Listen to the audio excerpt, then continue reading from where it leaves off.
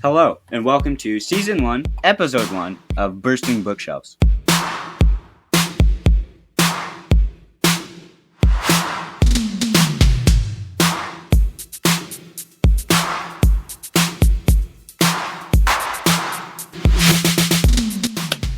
For Season 1, we are going to go over the Count of Monte Cristo by Alexander Dumas. This book, published in serialized form from France in 1844 to 1846, has been translated into many different languages and is considered an enduring and extremely popular book. Now, the reason why we came up with this book to be the first one is it's kind of an interesting thing, isn't it? Yeah. How did you come up with this idea? Well, 2 summers ago, I bought the Three Musketeers from an antique store because I like going to antique stores. I'm a bit of an antique junkie. Same. Yeah.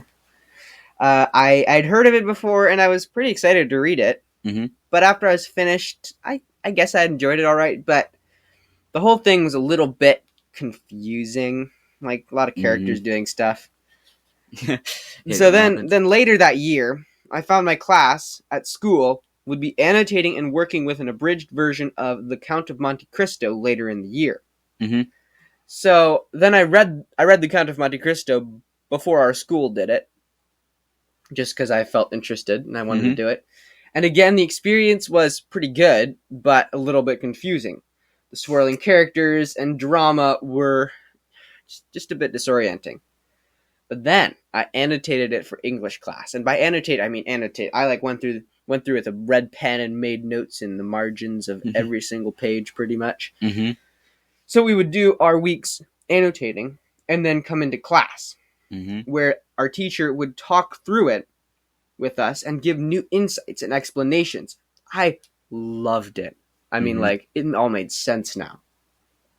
The book made sense. It was incredible. My teacher would say things about the actions and motivations of the characters in the book and what Dumas was trying to tell us through them. That is what I hope to do in this podcast, actually. I hope to do the same thing as my English teacher last year did. That's a good hope. Yeah. English teachers are usually good characters. Yeah. So I hope that by my research and reading and by our discussion here, I hope that all of us, especially myself, will learn something new. Hope that we can bounce ideas off each other and learn something new about this book, or whatever book we happen to be studying at the time. Yeah. That's pretty crazy, man. Yeah. Okay, now that's interesting, though, that the whole annotation thing, that just popped up. I actually also tried to annotate this book a while ago. I had an abridged version, and I was like, you know what? I'm going to annotate this book, because my sister, she would take a bunch of other books, and she would annotate them, and it would be really fun to read, because I would know what every little tab meant, or whatever little underline or color that she put in would mean, and I can read through it, and I'd be like, oh wow, this book is so much funnier from her perspective.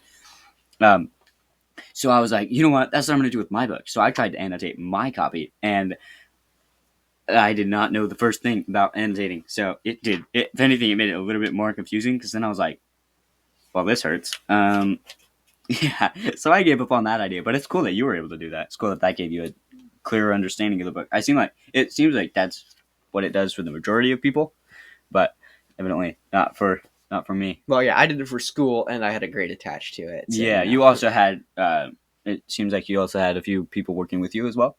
I mean, all my classmates were doing the same thing with me. Different copies, though?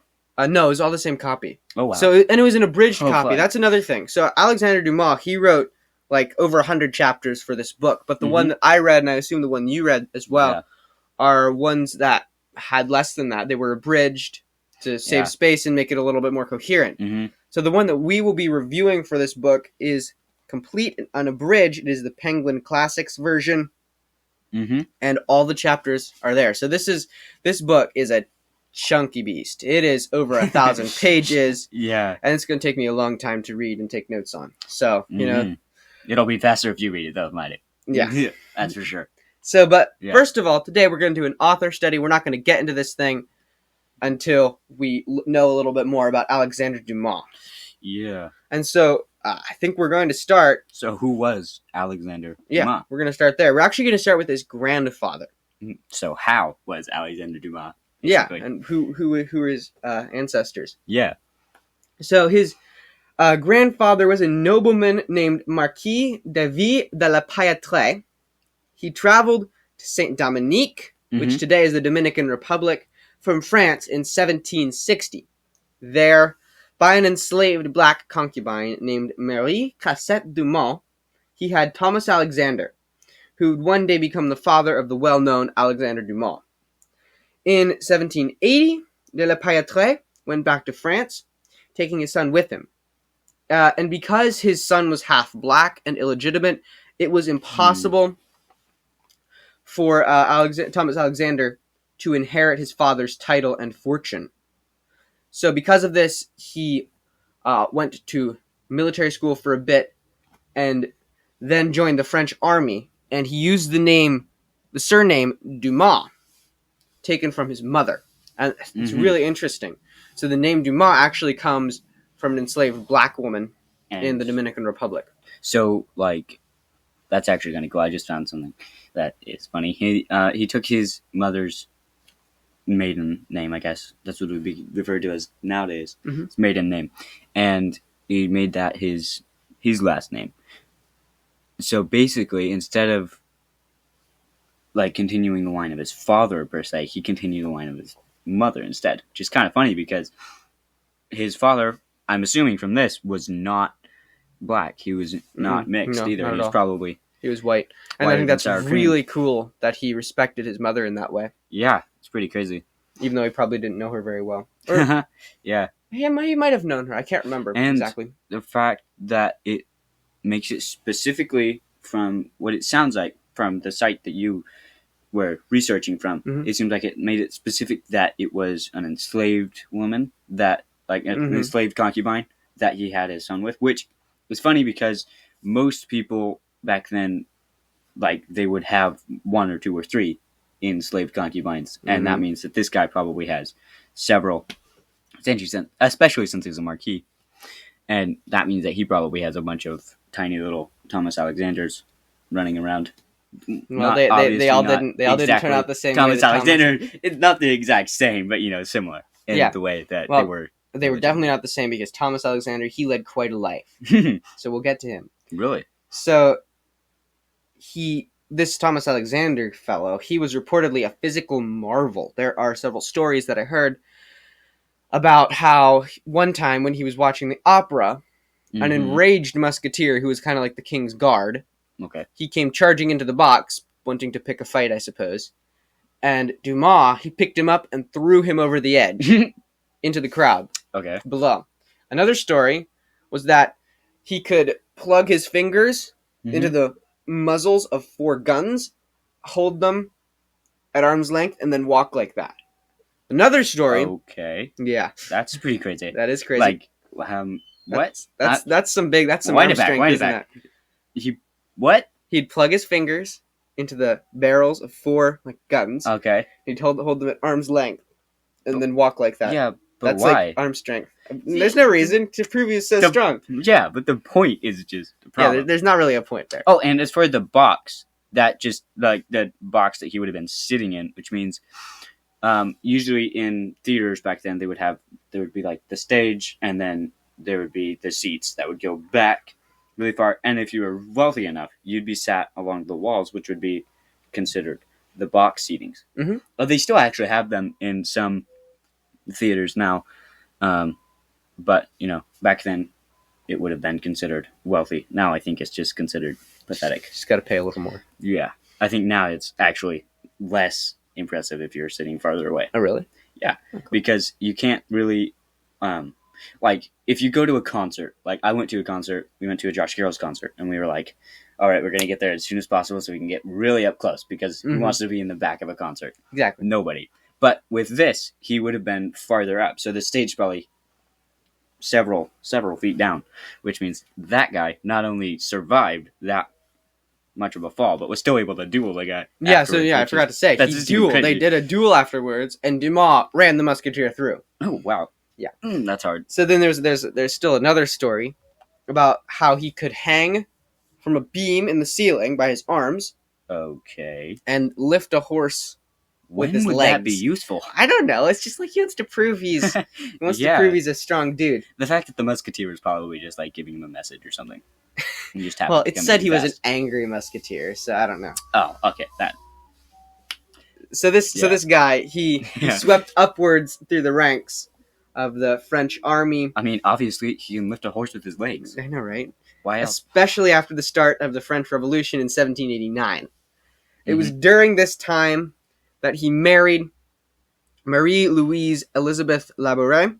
And during the war, he distinguished himself many times, and in 1793 became a brigadier general and would soon go on to become a commander-in-general of a whole army. Unfortunately, when returning from France, from Africa, after a campaign there, under Napoleon Bonaparte, he was captured by the Kingdom of Naples and confined there for some time, like 20 years or something like that. And when he returned to France, he was in very poor health. And within a year of his return, however, his son, Alexander Dumas Davy de la Pailletre, was born to him on July 24th, 1802, in Villiers-Cotterêts, in Aisne, Picardy, France. And they had a very good relationship from the start, father and son, but unfortunately, General Dumas' health declined rapidly, and he died on February 26th, 1806, when his son was just about 4 years old. That's crazy. I know. So I'm actually seeing a lot of that's just interesting. Just that first little snippet about his father's life. It's actually kind of interesting as to how much maybe I'm just making this up, but it seems like he might have referenced a little bit of his father's life in the life of young whatever his name is. You're forgetting names today. I am totally forgetting names today. It's wow. The young the Count of Monte Cristo. Yeah, the main Edmond Dante. Edmond. Yes, yeah. Edmond Dante. Okay. It seems like he's taking that's here about the father being incarcerated or imprisoned for like 20 years or so. That's around the same time that the Count of Monte Cristo he would have been imprisoned for. I think it was less than that. It was like 14 years, but that I never thought of that before. Close. That's pretty insane. That's a good point. Honestly, I didn't even know that most of this was actually even a thing. Like, I didn't even know that most of this happened, if I'm honest. Yeah, I think it's so cool that his dad was like almost as cool as he was. And he was cool. So it seems like maybe he's wrote this as like something like to his father or something, maybe. I don't know. I think it said on the back here that this incarceration thing was based on a real life case of wrongful imprisonment. So I don't know if he. I don't know. We'll get to the book a little later. Yeah, we'll get to the book. Okay. We're not quite there yet. Let's continue. All right. Okay, so after the death of their husband and father, Marie Dumas and young Alexander, who were very poor, not having been left any money, their dad died, penniless. They went to live with the Labourés, Marie's parents. There, Alexander learned to read and write, if not much math. So he could write some stuff, but he wasn't very good at arithmetic. He was a precocious boy, however, with grand penmanship, an athletic, outdoorsy disposition, and cocky manner. He would run off to the woods and play with friends. He was a guy. Yeah, a little bit of a. I think the cocky manner there means like unruly, I guess. What people he was a little unruly. He thought he was as good as adults. Nowadays. He would interrupt adult conversations to. Ooh, I've done that before, but but it was appreciated interruptions actually. So anyway, yes, he was a precocious boy with grand penmanship. After an extremely brief attempt by his mother to send him to seminary, he ended up running away to the woods for 3 days with one of his friends. Oh, wow. He was sent to a different school. Of all of Alexander's school-worthy skill sets, and I'm going to repeat this, his penmanship was the only one that bore inspection. In other words, it was very fine. From school, he went to work as a clerk for the local solicitor. Solicitor. What exactly does that mean? I looked it up. It's a little bit complicated. I'm not sure, but it's someone who would handle legal, real estate, monies of the local government. Okay, I'm not sure exactly. So basically, just like a business guy. Yeah, pretty boring, I think. So like a CEO of a tech company or something like that. But maybe like working for the government a little bit more. Okay, I see. So like, all right, yeah, that makes some sense. So yeah, it was about this time that he began to get a taste of the outside world and to have a desire to write. He wanted to write plays at this time. Mm. In 1823, at the age of 21, he went to Paris for the first time and watched a theater production. He fell head over heels in love with the place, the aura, everything. He Not met the an play actor. itself, just the surrounding. Well, I think he liked the play too, but Paris, he was in love. Yeah. So very soon after returning home, he decided to move to the French capital. He was very brash, an adventurous young man, and he took a lot of risks going to the city, not the least of which being that he was relying on his father's old acquaintances, who were of a very different political stripe than Dumas Sr., to give him work and sustenance. So he was pretty... So, like, imagine, like, my dad's half-friends. You know, they had an adversarial relationship, and now, like, I'm relying on them to get me work, pretty much. That's what he did. Wow. And he was also trying to get his mom to come. So he had to earn a lot of money to get his mom to come. That's hilarious. So where was I? Yeah, so we took all these risks, and all the old acquaintances like turned him down. Like pretty much no, they didn't like him. They didn't trust him. Yeah. But he was able to gain admittance to see a man named General Foy, who had known his father well enough to have good feelings toward his son. It was because of Foy that he was introduced to the Duc d'Orléans, who hired him as a clerk in his household to handle correspondence, logistics, and communication and such. So the Duc d'Orléans, as a matter of fact, the Duke of Orleans, he went on to be the King of France, and Alexander Dumas supported him in that.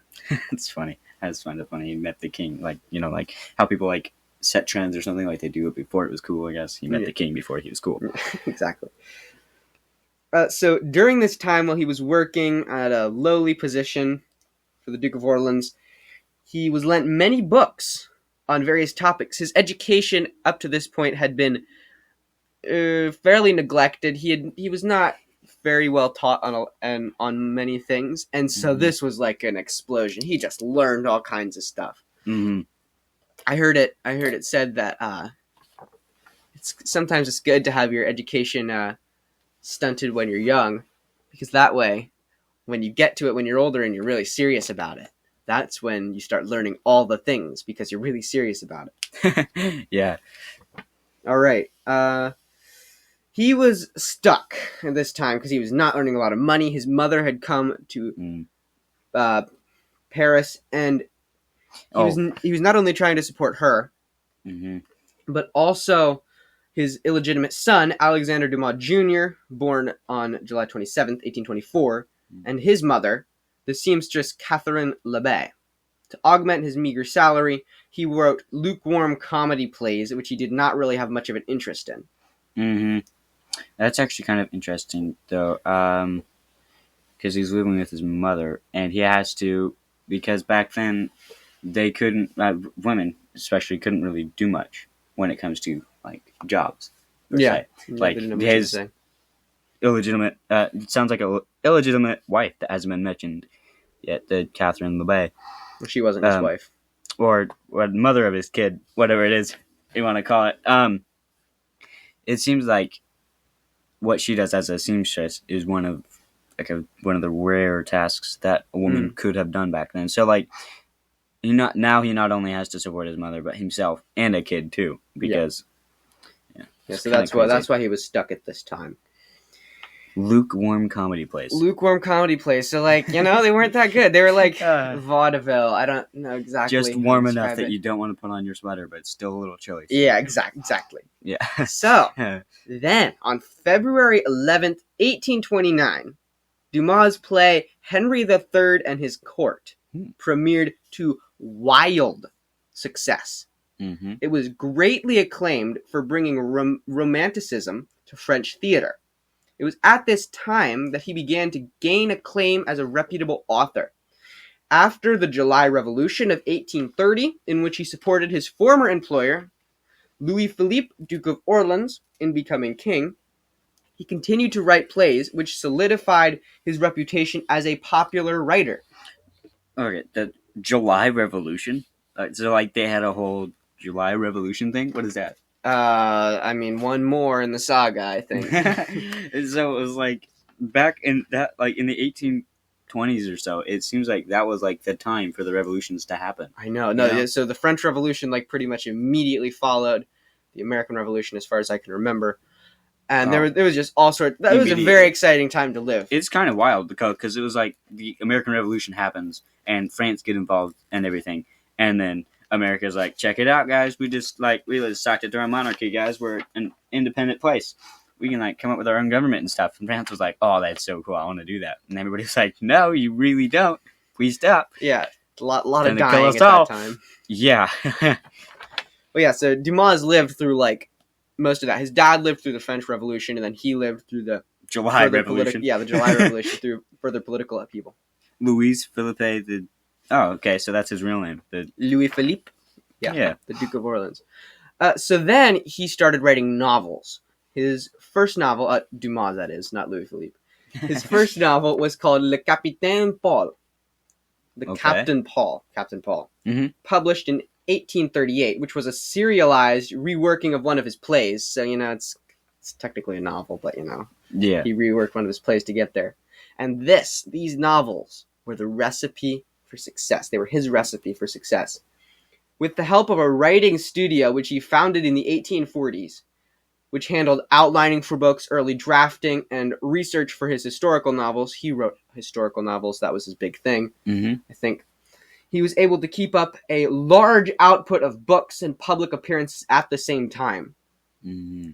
During the 40s, Dumas produced his most famous novels, such as The Count of Monte Cristo, which we are studying, The Three Musketeers, and The Man in the Iron Mask. So the Man in the Iron Mask, footnote on this, I believe is a tale, an actual legend of a person who showed up in prison with an iron mask on.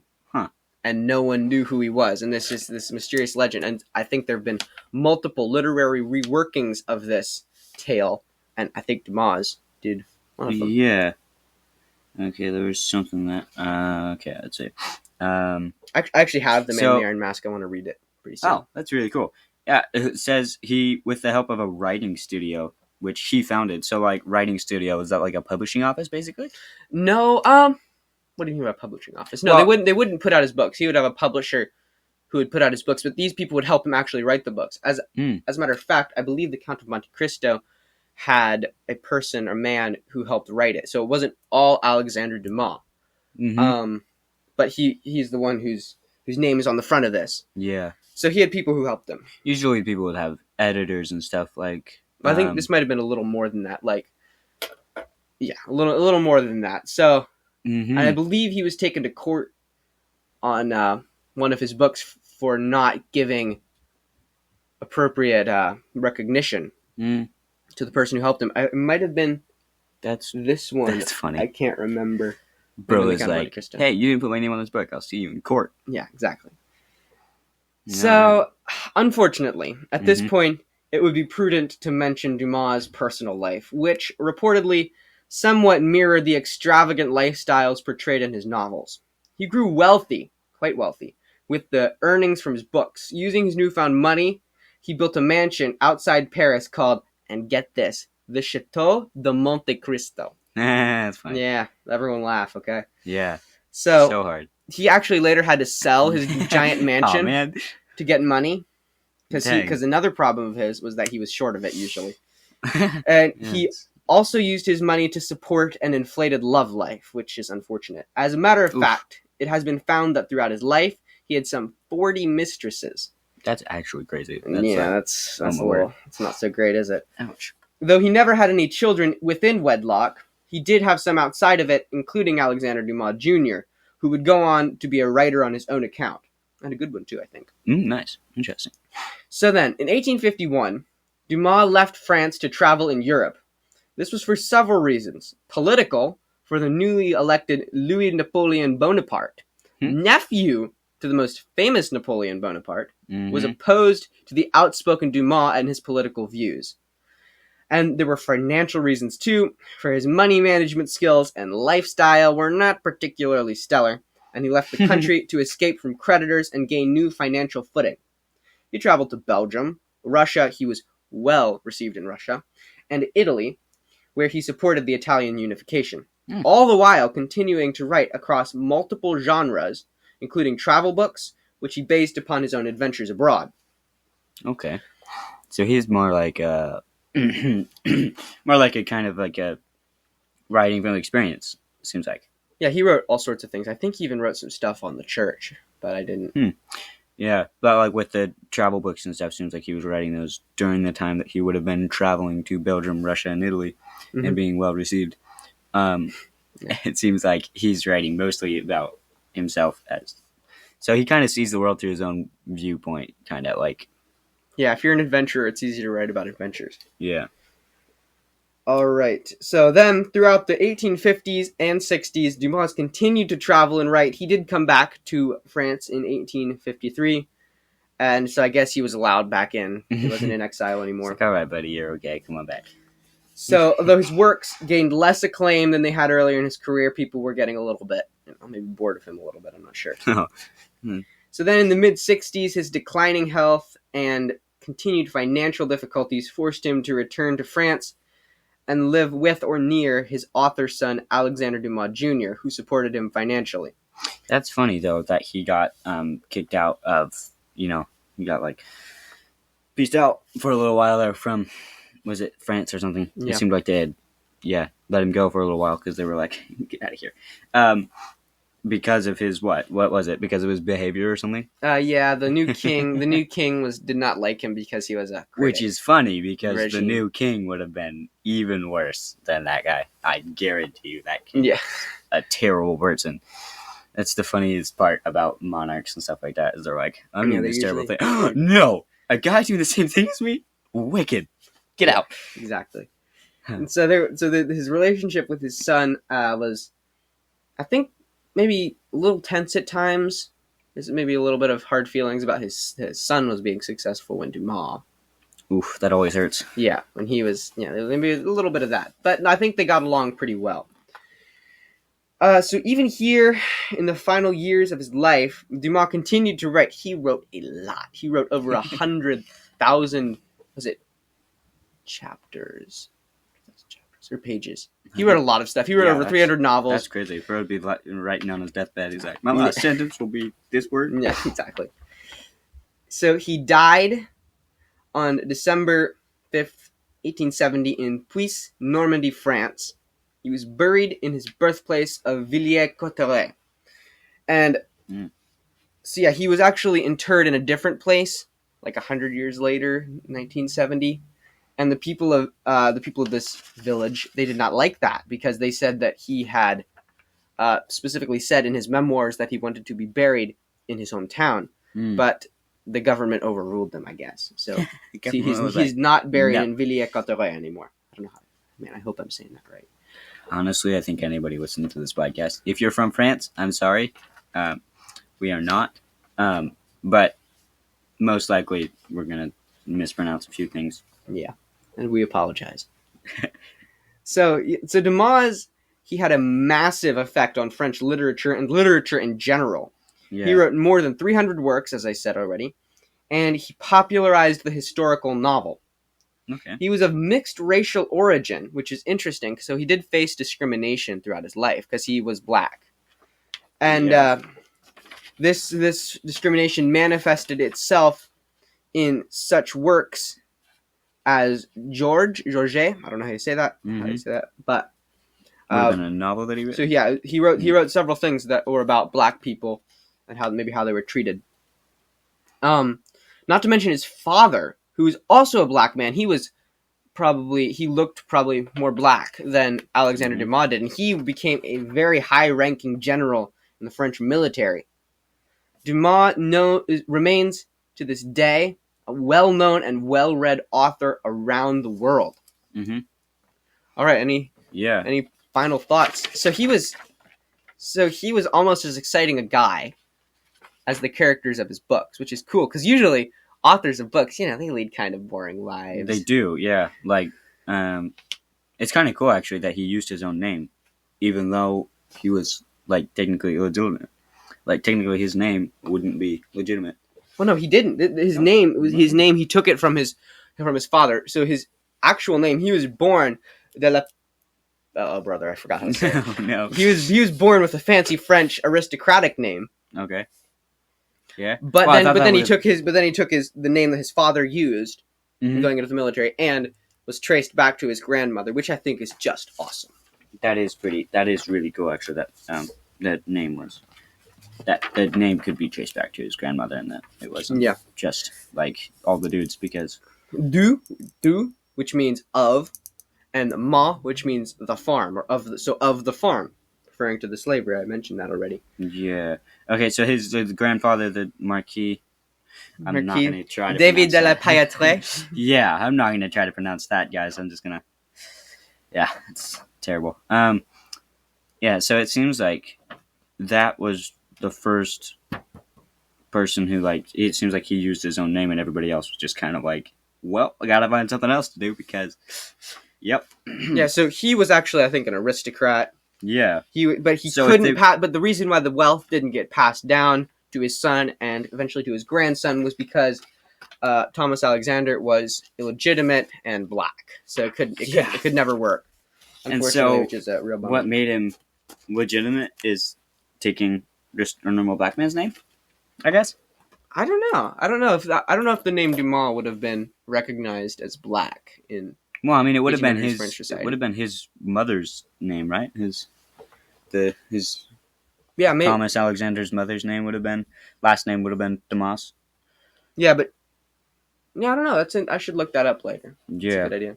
It's kind of interesting. I wonder where she would have gotten the name from. Yeah, I don't remember whether she was directly from Africa or if she had been born in Saint Dominique, but. Mm-hmm. I think it's unknown. I don't know if anyone knows that. Wow, that's actually crazy that you're able to find all of that stuff about the guy. Wikipedia, baby. Oh, yeah, knowing anything is a step up from what I know. So, yeah, that's pretty insane. Yep. Let's see. Well, that actually makes it gives you a few ideas, as what drew him to write the book particularly, specifically. I'm not sure how to go with that sentence. Yeah, but that's pretty cool. Okay, so, I hope you guys enjoyed this episode. Our next one should be out before too long. We don't know exactly how or when we're going to be put them out. Until then, as any of Dumas' characters would say, au revoir.